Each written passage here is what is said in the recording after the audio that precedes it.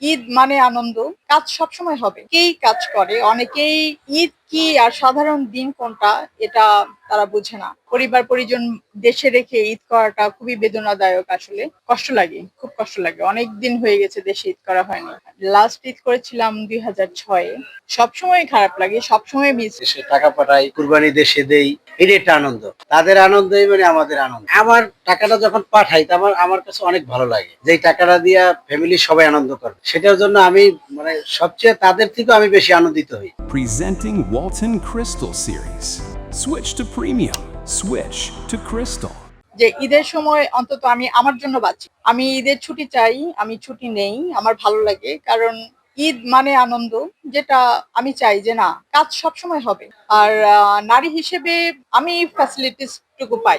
এখন আর বাকি নারীদের কথা আমি বলতে পারব না। আমি জানি যে অনেকেই কাজ করে, অনেকেই মানে ঈদ কি আর সাধারণ দিন কোনটা এটা তারা বুঝে না। এটা আসলে খুবই কষ্টকর। আমাদের ঈদ বাংলাদেশেই আমাদের জন্য অনেক বেশি ভালো, অনেক আনন্দের। পরিবার-পরিজন দেশে রেখে ঈদ করাটা খুবই বেদনাদায়ক আসলে। কষ্ট লাগে, খুব কষ্ট লাগে। অনেকদিন হয়ে গেছে দেশে ঈদ করা হয়নি। আমি ইতালিতে প্রায় ২০ বছর হয়ে আসছে। লাস্ট ঈদ করেছিলাম ২০০৬ এ, যেটা এখন আস্তে, আস্তে অস্পষ্ট হয়ে আসছে আমার কাছে। সবসময় খারাপ লাগে, সবসময় মিস করি। বিশেষ করে ঈদ আসলে ঈদের শপিং করা।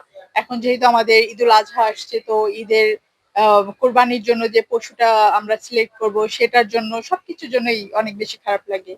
অবশ্যই আমরা টাকা পাঠাই। এটা মিনিমাম আমাদের ১৫ দিন আগেই পাঠিয়ে দিতে হয়।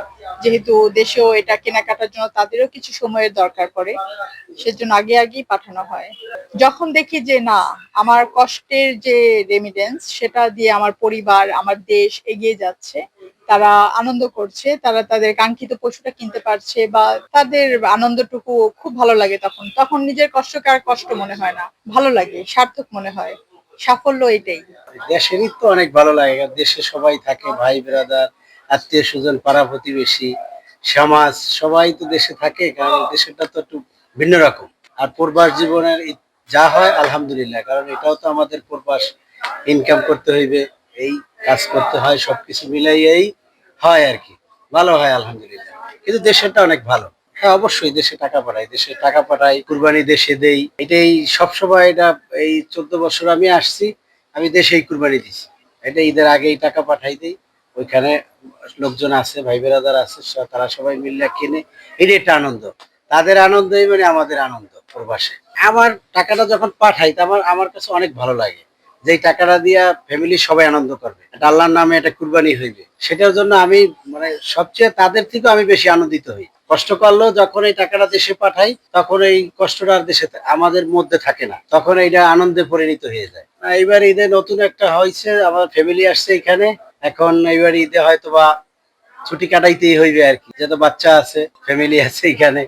সেক্ষেত্রে আর প্রত্যেক বছরের মতো হইবে না আরকি এবার। প্রত্যেক বছর তো নামাজ পড়ে দোকানে আসি। এই ব্যবসার আগে। এখানে তো আর ঐরকম হয় না।